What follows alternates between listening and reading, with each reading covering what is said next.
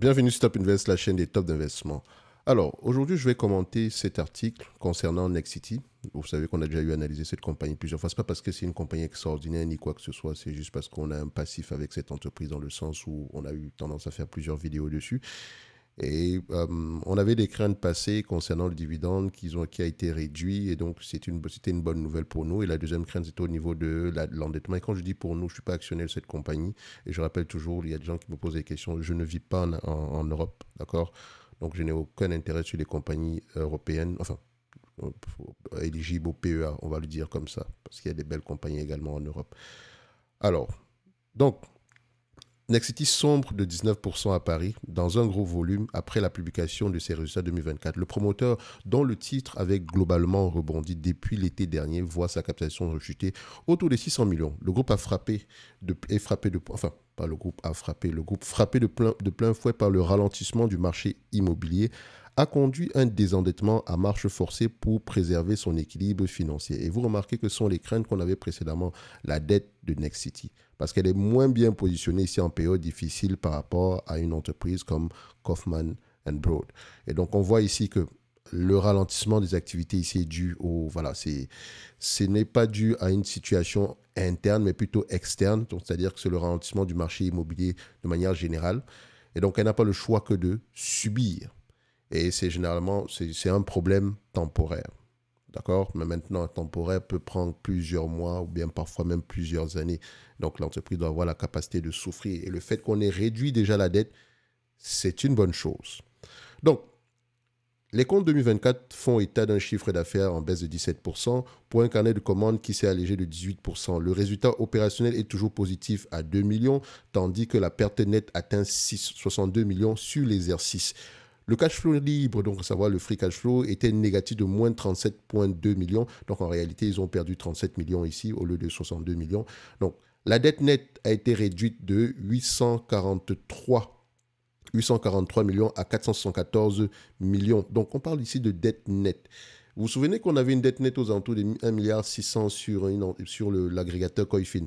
Donc, je pense que, comme d'habitude, hein, vous savez que sur les compagnies européennes, je vous demande toujours d'aller faire une double vérification parce qu'un agrégateur comme Coifin peut avoir tendance à mêler les loyers à l'intérieur. Ça ne donne pas, c'est pas de sa faute hein, parce que les loyers sont considérés comme étant une dette ici. Mais bon, vous savez que qu'est-ce que je pense de cette information-là? C'est une dette de manière générale quand on ne peut pas, quand on, quand on ne peut pas repayer quand on ne peut pas payer les loyers ici. OK? Or, quand une entreprise a les moyens de le faire, vaut mieux ne pas considérer ça comme une dette parce qu'elle se rembourse de façon différente. Alors, ici, au niveau de la réduction de la dette, au niveau de l'endettement net, si vous utilisez jamais Coifin et que vous enlevez la dette par rapport à vos calculs, etc., prenez 414 millions d'euros. Et sur les compagnies françaises, ou bien les compagnies européennes de manière générale, toujours fait une double vérification au niveau de l'endettement. On mentionne également ici que Nexity dispose d'environ 1 milliard d'euros de liquidités grâce notamment à la sécurisation de son financement bancaire jusqu'en 2028. Et ça, c'est une très bonne nouvelle. Attention, 1 milliard d'euros de liquidités vérifiées ici. Est-ce que c'est la liquidité uniquement par rapport à la sécurisation bancaire? Enfin, sécurisation bancaire, ça veut dire ici qu'on a une ligne de crédit. Donc, on peut s'endetter à hauteur de 1 milliard d'euros présentement pour repayer la dette, le 414 millions d'euros qu'on a présentement. Donc, ce qui veut dire qu'elle a les moyens de souffrir. Il lui reste à peu près de 500 millions ici par là pour peut-être relancer ici la dépense en capital parce que là, je vois que les free cash flow sont négatifs. Donc, on n'a même pas les moyens ici il nous manque à peu près 37 millions pour ne serait-ce que financer la dépense en capital. Donc, enfin, il nous manque, c'est ça. Et donc, comment est-ce qu'elle va amortir ce 37 millions-là? Soit en levant de la dette, soit ici en piochant dans les caisses ici au niveau du cash, ou bien également en émettant de nouvelles actions. Mais on a de bonnes nouvelles au niveau de la dette. C'est même une très bonne nouvelle. Et on a une certaine visibilité au niveau de la liquidité ici. Donc, l'entreprise, d'ici à 2028, il y a de fortes chances qu'elle ait la capacité de souffrir.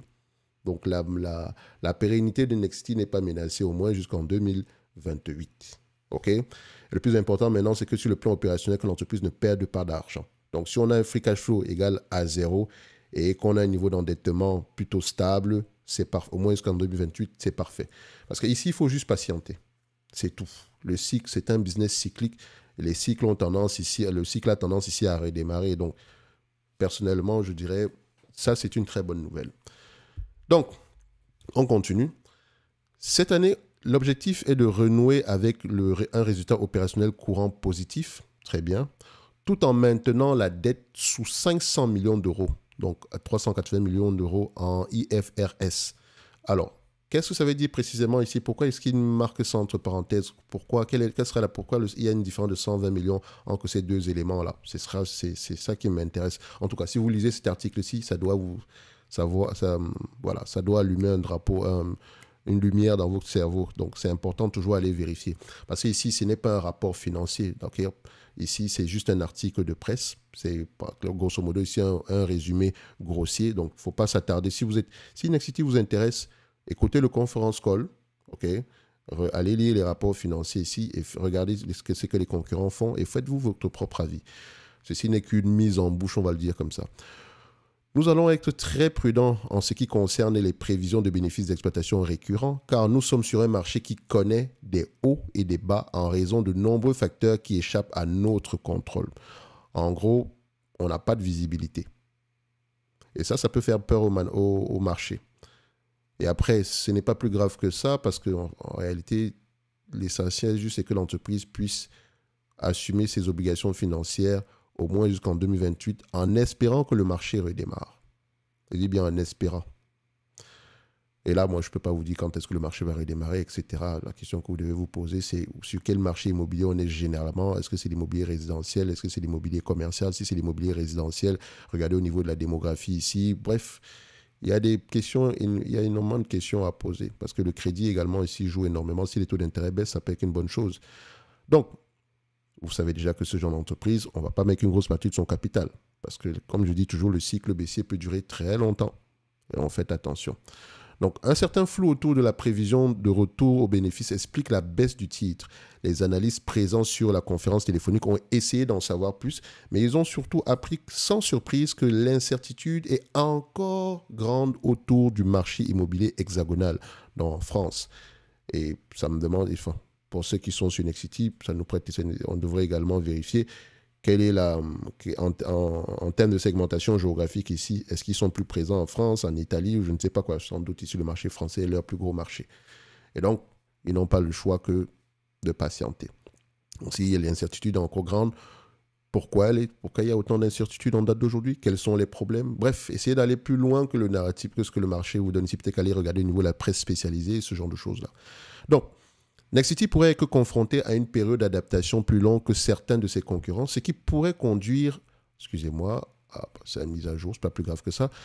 Donc, Nexity pourrait être confronté à une période d'adaptation plus longue que certains de ses concurrents, ce qui pourrait conduire à une sous-performance des marges. Les perspectives à l'horizon 2025 sont difficiles, avec des prévisions de débit prudentes et des frais financiers encore élevés qui pèsent sur le résultat net. Alors, quand on parle de frais financiers, excusez-moi, parce que ce truc-ci, je pense que la vidéo a redémarré. C'est ça quand on utilise la version gratos. Un site que je recommande d'ailleurs, Zone Bourse. OK? Alors, ici, après, ça m'emmerde ce truc-là. Voilà. Simple. OK. Donc, on va terminer ça rapidement. Donc, alors, qu'est-ce que je disais, c'est qu'avec les prévisions de débit prudentes et des frais financiers encore élevés qui pèsent sur le résultat net. Donc, au niveau des frais financiers, ici, on parle des intérêts sur la dette. Essayez de voir à peu près le 400 millions qui reste ici, quels sont les intérêts dessus. Et bon, après également, sur le plan opérationnel, ils ne gagnent pas beaucoup d'argent, donc c'est compliqué. Donc, tout ce qui gagne ici est absorbé peut-être absorbé par les intérêts sur la dette. En tout cas, il faudrait aller vérifier cela. En ce qui concerne le calendrier politique, enfin, au-delà de la question des objectifs de 2025, le calendrier politique est lui aussi source d'incertitude. À l'échelle nationale, évidemment, mais aussi locale, parce que les élections municipales se profilent en mars 2026. Or, ces périodes de transition sont toujours compliquées à gérer puisque les communes et les agglomérations sont en charge des permis de construire et des politiques locales d'urbanisme. Par ailleurs, la reprise du secteur tertiaire immobilier de bureaux en tête est encore très incertaine. Bon, l'immobilier de bureau, on sait que ça va avoir tendance à souffrir. On aura beaucoup de transformations ici en en immobilier résidentiel. En tout cas, pour le moment, c'est le narratif. Et tous les biens immobiliers de bureau ne sont pas logés à la même enseigne. Okay? Donc, la sanction du jour est d'autant plus forte que le titre s'était repris depuis l'été dernier. Donc, les doutes sur les perspectives prennent le dessus sur les éléments positifs, en l'occurrence, les succès du plan de réorganisation au niveau de la dette et du recentrage de l'offre, mais aussi une demande toujours solide sur le marché des primo-ascendants. Donc, il y a des bonnes nouvelles. Réduction de la dette, recentrage ici de l'offre, enfin, le succès du recentrage de l'offre, donc il faut regarder vérifier ce que ça veut dire précisément ici, et ainsi que le fait que le marché des primo-ascendants se porte bien. Donc, quel est le driver de ce marché-là?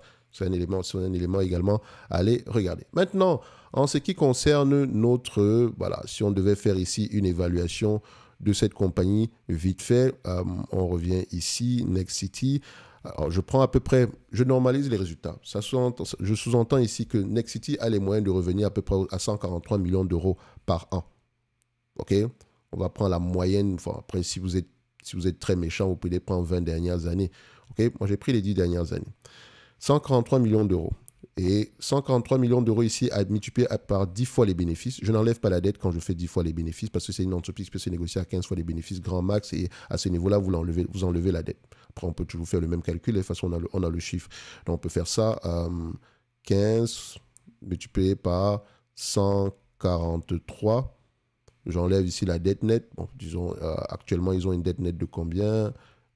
Nexity, ça c'est en date d'aujourd'hui, attention, 474 millions, divisé moins 474, ça donne à peu près 1 milliard 671, divisé par le nombre d'actions, je pense qu'on est à 69 millions, si ça n'a pas changé, toujours aller vérifier, ça donne à peu près 24 € l'action. Donc au prix actuel, voilà, le Nexity reste intéressant, mais attention, ça va dépendre ici de la reprise des activités. Je dis bien de la reprise des activités de Nexity. Et ça, par contre, comme vous pouvez le voir, il y a encore des nuages gris à l'horizon. On n'a pas le choix que de patienter. Vous pouvez également regarder le Tangible Book Value. Et je pense même qu'il faudrait l'ajuster des loyers ici. On est à peu près, au mois de juin 2024, parce que ça n'a pas encore été mis à jour par rapport au mois de décembre 2024, on était à 12,14 €. Donc, pas très en dessous à peu près du prix qu'on a en date d'aujourd'hui. Et généralement, le marché paye combien de fois le tangible book value, donc price. Et c'est une bonne chose de pouvoir l'acheter à un prix inférieur ici à ses actifs nets, tangibles. Le marché paye généralement combien de fois le tangible book value, aux alentours de 4 fois le book value, mais quoi qu'il avait diminué ici entre-temps. Donc techniquement, on va se dire 1, c'est correct pour nous. Donc ça peut servir de marge de sécurité supplémentaire. Donc, pour ceux qui sont intéressés par Nexity, alors, vous allez devoir serrer les fesses pendant un certain nombre de mois. Okay? Faites attention à la pondération dans le portefeuille. Ça reste une entreprise ici. Si le marché se reprend de manière générale, vous pouvez avoir de très bons résultats. Donc, de toute façon, si vous l'achetez ici, c'est un horizon d'au moins 5 ans. Entre-temps, on sait que l'entreprise a la capacité de souffrir. Et c'est déjà une bonne chose. Et le prix actuel, pour moi, il est intéressant. OK? Il est intéressant. Maintenant, tout va dépendre ici de la reprise des activités. Et ça, par contre, ça va être comme, voilà, on n'a pas le choix que de continuer à observer le comportement du marché. Ceci n'est que mon avis et non un conseil d'investissement. Comme d'habitude, je me réserve le droit de me tromper. En lien dans la description de la vidéo ici, vous avez la top newsletter. Et nous, on se donne rendez-vous sur les prochaines vidéos. D'ici là, portez-vous bien et bon courage à vous, actionnaires de Nexity. Merci.